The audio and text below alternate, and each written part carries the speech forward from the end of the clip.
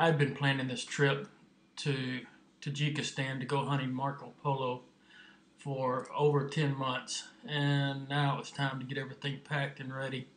But had a limit on, couldn't take too much, and it's kind of interesting getting everything ready. But finally we did, got everything packed up.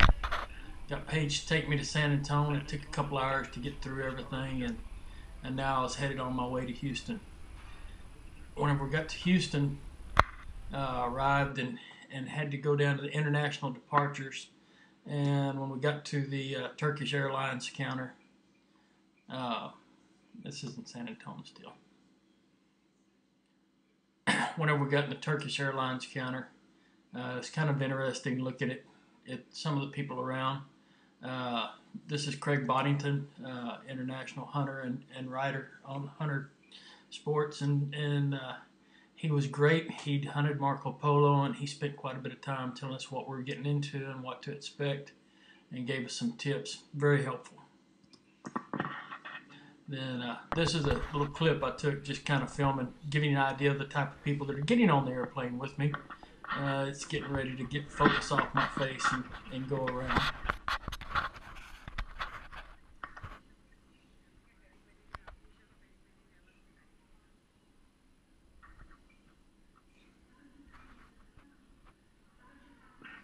Definitely not your typical trip to Las Vegas type people. So anyway, we finally got on Turkish Airlines and we flew to Istanbul. There we spent a day traveling around. And this clip was taken in the Blue Mosque. A beautiful, beautiful mosque, cathedral type. It definitely is Muslim, and we had to take off our shoes to enter here, but some of the artwork inside was just incredible, and the architecture is just incredible. Then we went over to see the outside. You can see looking back on the Blue Mosque right there, and a little different angle. And then this is in the Hagia Sophia, which was originally a Christian church, and all of these Christian pictures were put in hundreds of years ago, and then the Muslims overtook what was in Constantinople, and it became the Muslim city of Istanbul. And whenever they did this, they covered over all these pictures with plaster. They were covered up. Since then, they've uncovered them now as it's a museum. This is just a picture showing the three Romes and some of the cities you can see that Paul traveled up into. These huge containers used to contain oil, and this is just some more of the pictures that you see in that area. Now, next we went to the underground cistern in Istanbul, and you can see the Medusa heads. There was two of them, one sideways and one straight up and down that's underneath there. And all of this is underground, and this used to be the underground water source for Istanbul. It's not used anymore now. It's just a tourist attraction. And this is just looking at the skyline of Istanbul. And of course you have to go hit the rug shops while you're there. And the nightlife, that's going back to the Blue Mosque. And this is the group of guys I was to be hunting with. Only one not there is Dial Duncan. He didn't feel good that afternoon. We had a nice meal together, and then the next day we went to the fish market. That's Dial Duncan there. And we checked that out. And it's just kind of tooled around, but it's amazing. That's their HEB of sorts. And then after that, we went on and we saw a palace, and this was the entrance of the palace, and just some of the sights there. That was the kitchen area. You can see all the stoves. That was the harem's room or building. And this is looking off the back edge of the palace, looking out over the river, or the waterway that goes up to the Black Sea.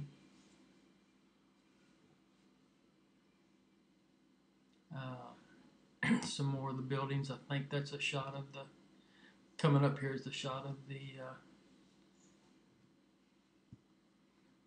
the palace, and I think this is the funeral pier, and that was the circumcision room there where all the princes got circumcised. Oh, this was another place that we hit. This was the train station for the Orient Express, which ended here and went back into Europe. Kind of neat to see. Then all the spice markets, amazing the color that you see there. The people very noisy, very crowded, and just trying to sell food every day. Just something very neat to see, and just raw spices where you scoop out and take what you want. They package it up for you.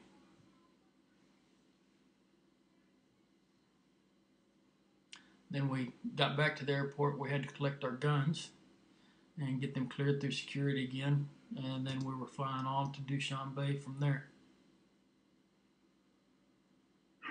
After we arrived at Dushanbe, we loaded up in the vehicles. There you go.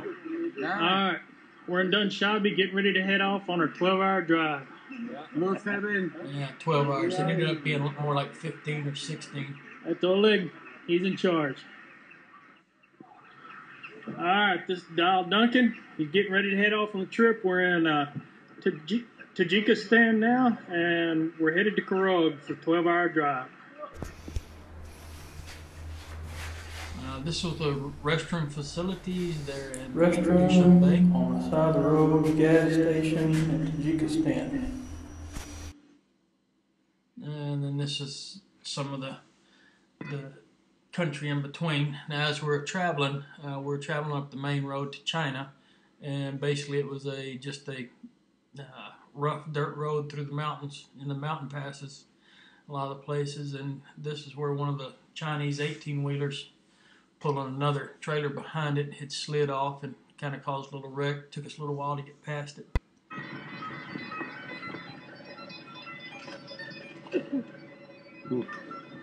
They're in big trouble.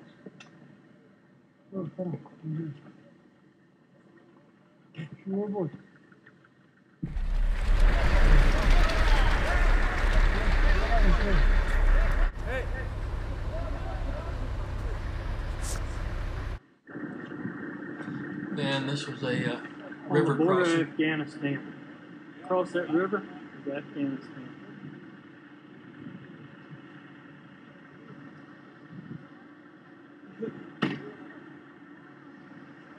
Little kids gather around to sell nuts and things at the areas where they know About the 15 trucks years have to stop.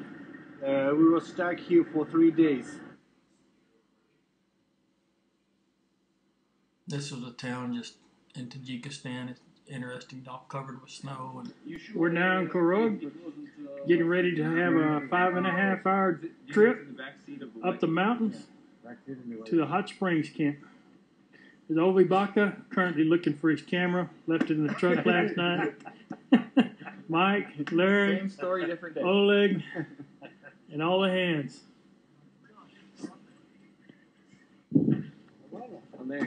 Kamera, gdzie jest? No, bo ta kamera stole. Na kamera? Yeah. No. Really?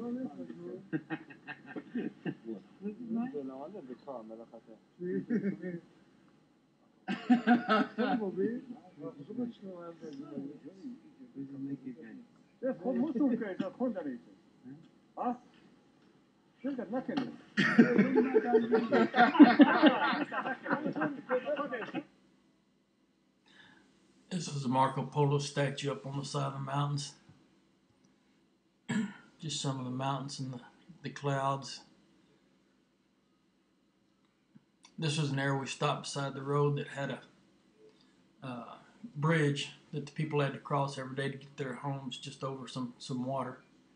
It was a beautiful, beautiful area. rickety bridge that doesn't look like it hold anything, but actually was pretty solid. A video of you walking across.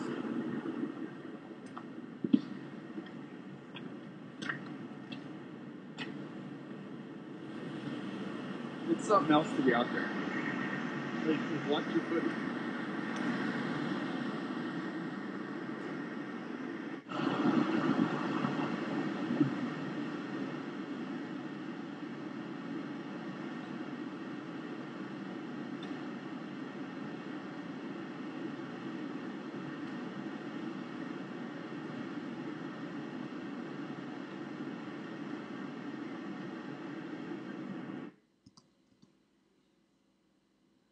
We're getting closer to camp. That's a picture of us, everybody hunting with the Ibex statue.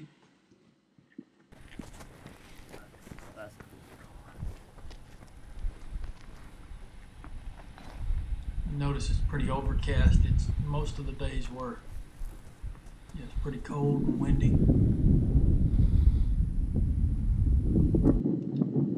This clip is in another pass as we're heading in the Mergab region. You can tell how much the wind's blowing.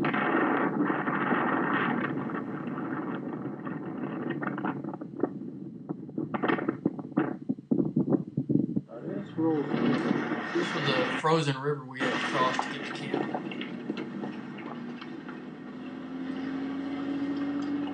We were sliding on that ice quite a bit right then.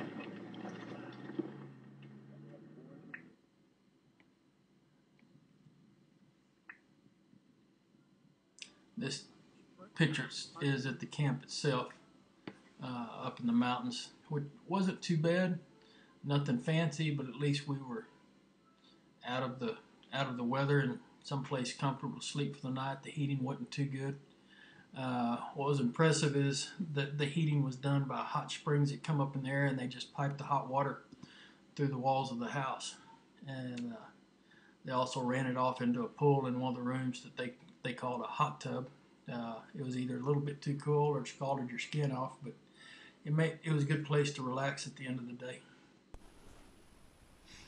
Then we went out and just started spotting. We'd pull up in an area and get out the spotting scopes and see if we could see anything. If we spot any movement, then often we try and move in closer to get a better look at what was going on and if there was anything that was worth actually hunting, or if it was just average animals or maybe just all ewes, all females. But the air was mostly snow covered. Seemed like the sheep like to stay up in the snowy areas where it was cool. I think they got too hot if they got too far down in the elevation.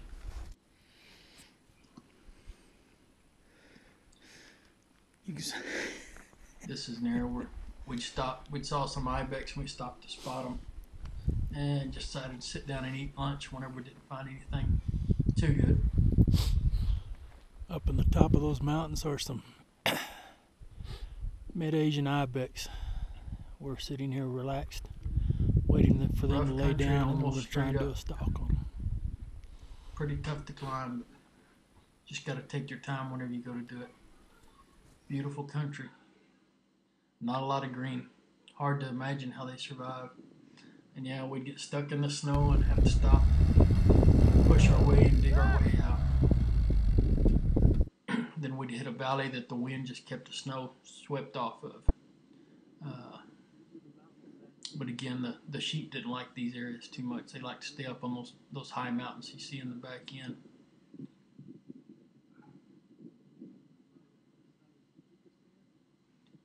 If you look in the back, those mountains are all the way into Afghanistan.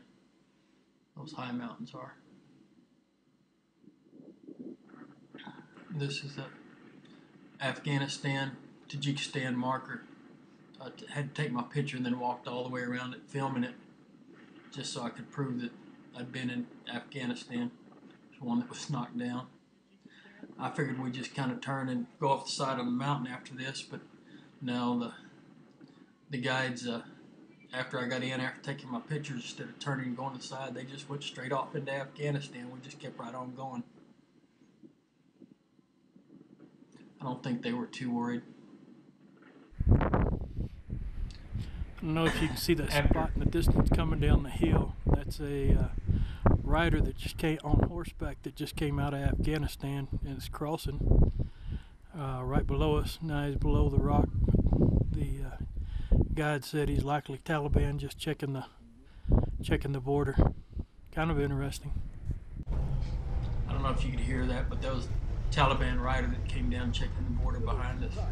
Now we're driving up fast. We'd seen some sheep. They were running away. We're trying to get close enough to evaluate them, see if there's anything worth shooting there. They're driving a lot faster than it looks on there, and it's pretty rough across those fields. But that was their favorite way to get up close. Now this is the next day. We're getting ready to pack up and leave. Some of the others had shot. It's only me and Obi left hunting now. Everybody else is killed out. We're the dying hard. We're going to see who killed out today. This was just a local's abandoned hut that we came up on. Just one room on the outside, and then mud hut on the outside for protection.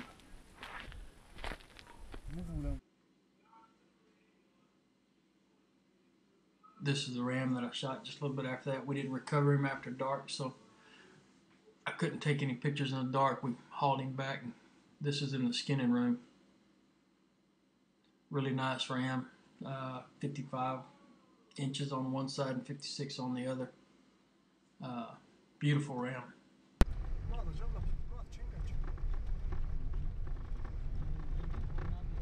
Next day we went Ibex hunting. We passed a little village that was made out of yurts, and we stopped in to talk to some of the natives and find out what had been going on. Very interesting to see. Amazing what they can live in at that elevation.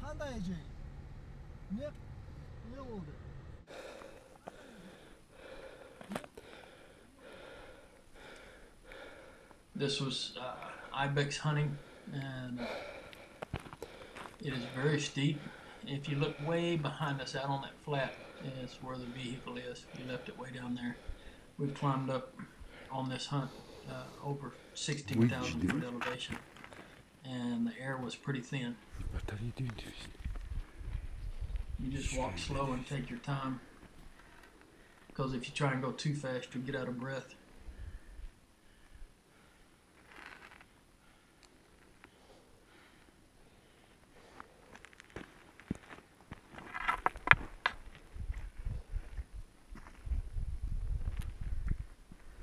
But it is some beautiful country. We were trying to chase these ibex and get above them on the ridge, and we never could catch up with them. The wind kept busting us because they'd swirl around in the mountain passes. After we finally gave up, I guess this is the highest lunch in your life. Down at the bottom, we What's the elevation? sat down and had our lunch. Something like in meter? In meter, about something like 4,700. Hunting again. And we were up there, so you know that does record your voice, so you can talk and get your voice also. Oh, really? Yeah. You can get your voice? So we just been on the top. We were all the way up walk the top all around of the mountain just a little bit earlier. This is the ibex we finally got.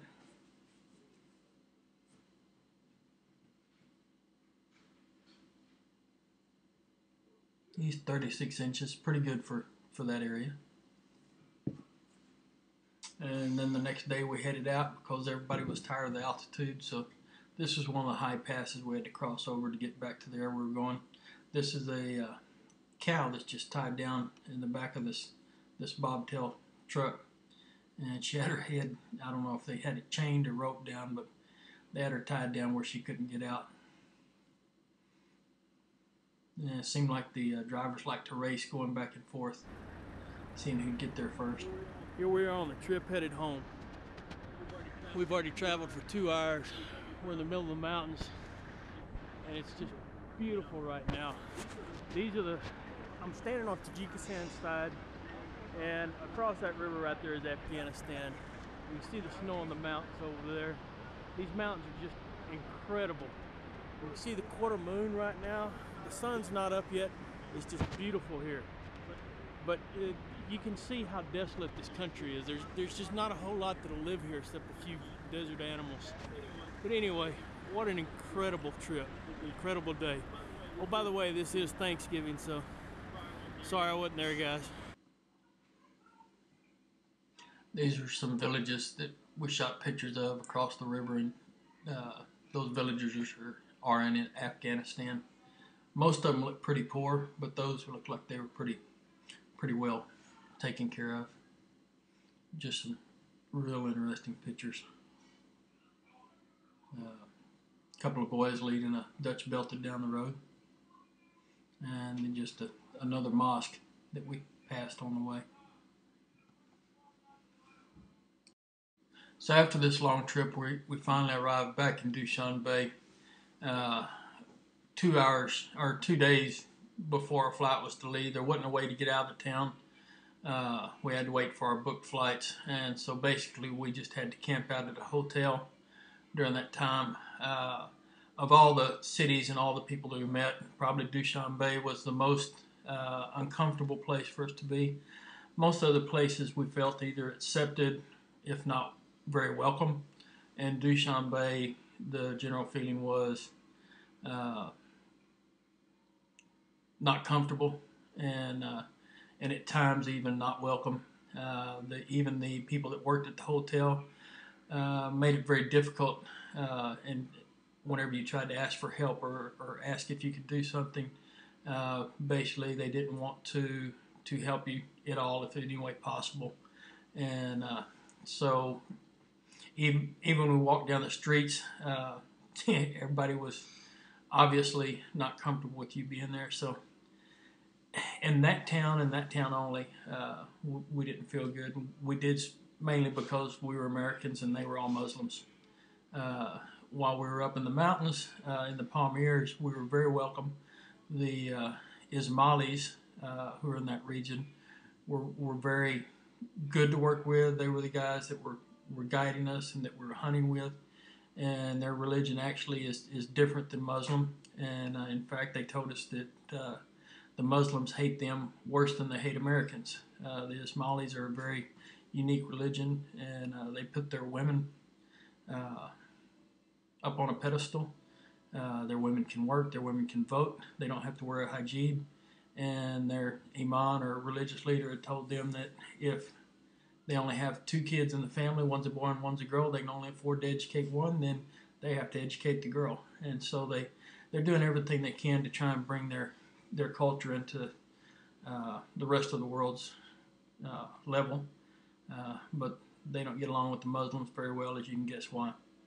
Anyway, after spending 2 days just camped out, hiding in our rooms basically and reading to pass the time in Dushanbe, we finally got on the airplane and made it back. That was an interesting trip because we went from Dushanbe to Istanbul, Istanbul to Houston, and Houston to San Antonio, all in the same day. It was actually took I want to say right at 28 hours, I think I figured out for the whole trip. But I left on the same day and arrived in San Antonio on the same day. So anyway, finally made it back home and glad to be here.